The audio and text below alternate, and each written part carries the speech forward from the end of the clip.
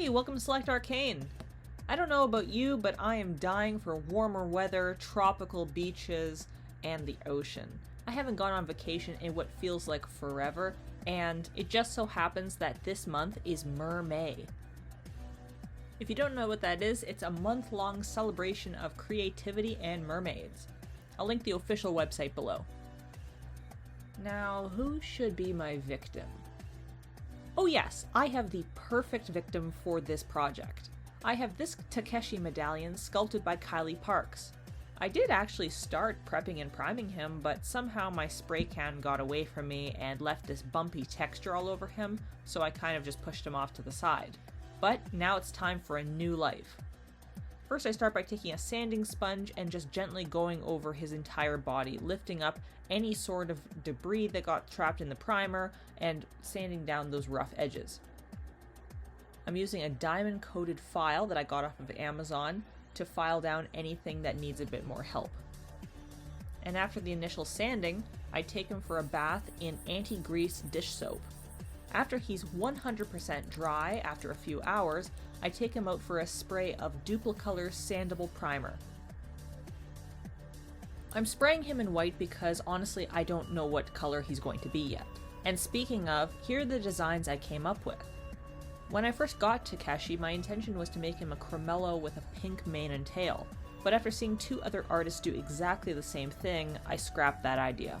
Then I thought about making him a little sushi, which I thought would be really cute, but actually I made another drawing many years ago of a little foal sitting in soy sauce as a sashimi, and I realized that it would probably be a better idea as a 3D model. So then I just kind of came up with some of the fish I like. I mean, I love clownfish, angelfish, parrotfish, but then I realized that I should really stick in the Caribbean because that's where I'm more familiar and I've been to so many times. Sorry Dory, sorry Nemo, you're out. So getting back to the design, I had a Wahoo, French angelfish, black grouper, and a barjack. After sitting on these designs for a few days, the Wahoo and the black grouper won my personal vote. But I couldn't decide between them, so I turned to Instagram and asked you guys. The Wahoo design won by a landslide. In fact, nobody even voted for the black grouper, which I thought was totally weird because I thought you guys would actually like him more. If you're not familiar with a Wahoo, they're actually the cousin of a mackerel, and they kind of look like them, but they're a little bit more fierce. And they have these really nice blue stripes all along them. When I was actually making this design, I was wondering how I would translate this onto a model, so this will be very interesting. I'm going to be doing everything in oils for this model because I think it will blend better, so let's get started. I'm painting on top of a disposable paint palette just to keep my mat clean. And I only have two shades of blue in my entire inventory.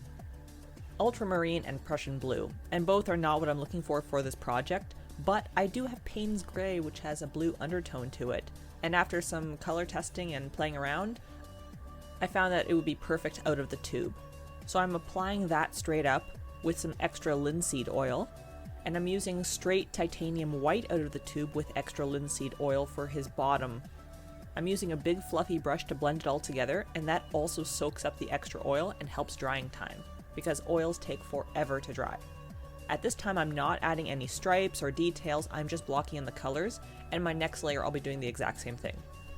This is extremely out of my comfort zone because I do not paint fantasy horses or draw fantasy horses very often, so this is pretty good practice. Oils are semi-transparent, and that means it takes a lot of layers to build up your colors. For layer 2, I'm going back in with the Payne's Gray, but I also am mixing in a little bit of Prussian blue for the top line. Again, I'm going with straight titanium white for the belly, and I'm adding extra linseed oil for both. And again, I'm using my fluffy brush to blend it all together, and still no stripes.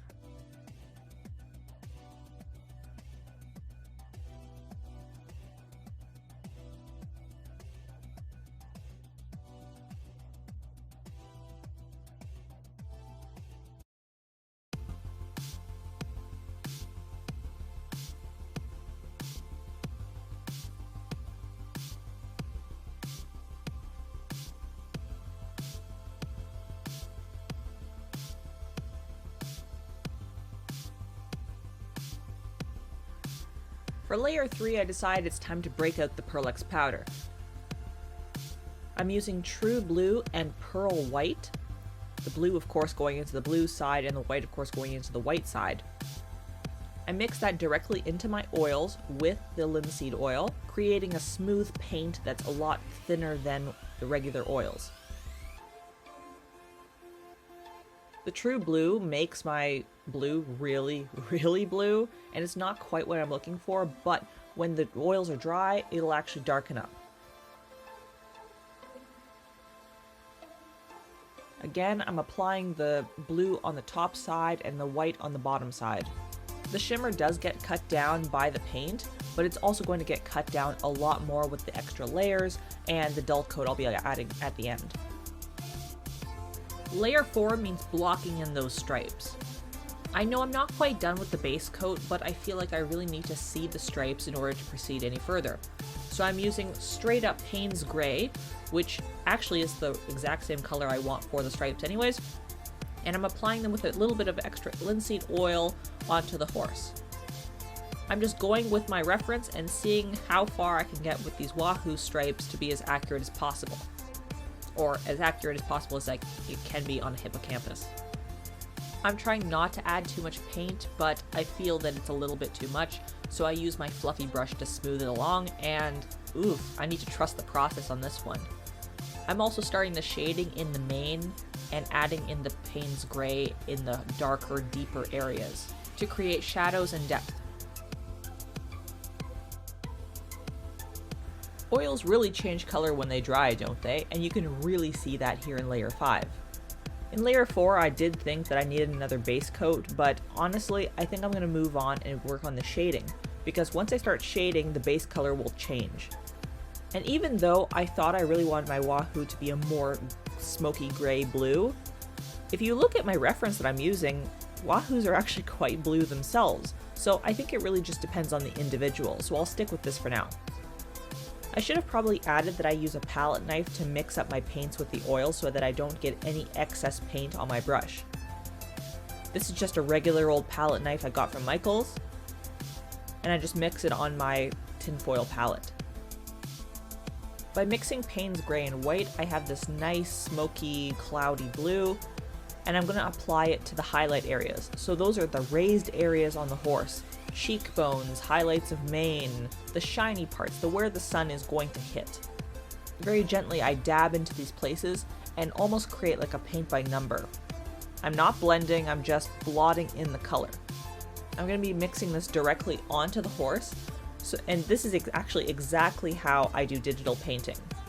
When I went to university, this is what I did all day, every day, and it just kind of translates over to my traditional art as well.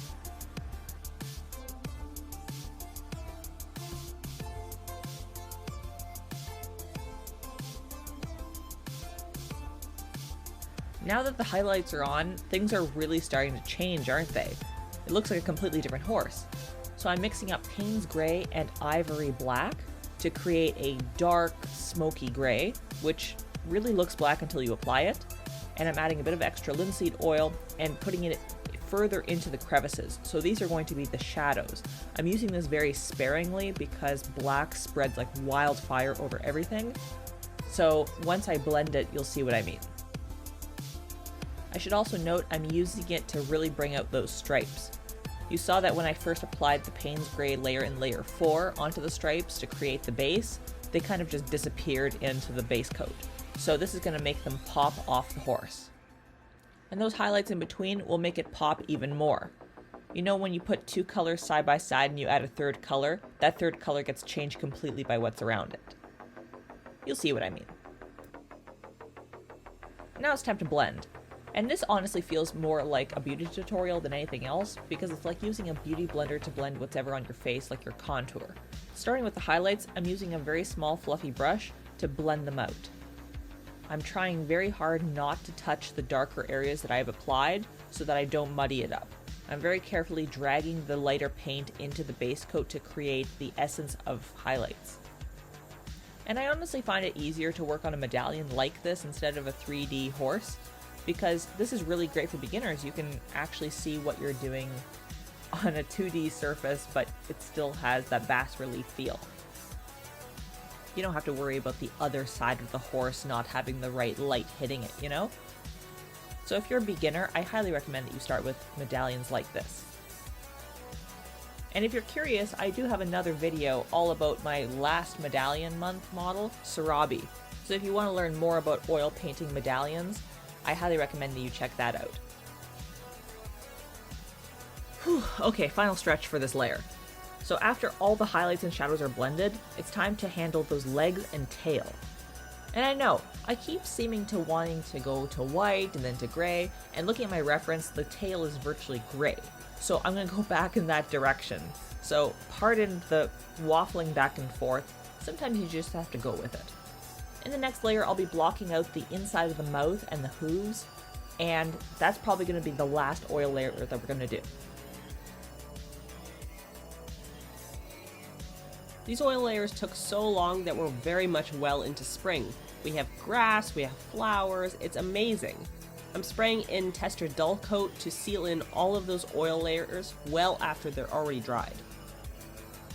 And now it's time for the next process, gouache. My gouache palette has a variety of colors including metallic blue, silver, and metallic white. I wanted him to have that silvery, slippery look like a fish, so I thought these would be perfect for that. And yeah, my voice changed because now I'm sick, so sorry about that. I used the gouache to go over every inch of him, the stripes, the shading, just to blend everything back together, and because gouache is very similar to acrylics, but they can be activated by water, meaning that they're a lot more like a watercolor, which means that even if I make a mistake, I can just wipe it off. It also means I can blend the paint really well over his body. So this helped me a lot, those areas that the oils failed me. I filled in his stripes, his eyes, the inside of his mouth, his hooves, everything else got cleaned up and finished. And then I took him out to spray in another layer of Testors Dullcote. Arriving at layer 7, I break out the Prismacolor pencils. I like to use these a lot for hooves and fine details. They help me effortlessly make the textures of the hooves, fill in the cracks, and add shading all at the same time. And I really like using brown, black, and white for the hooves with a base color. So this is what I'm doing here. I'm also filling in a little bit of texture for the stripes to add a little bit more pop, and adding a bit of texture to the fins.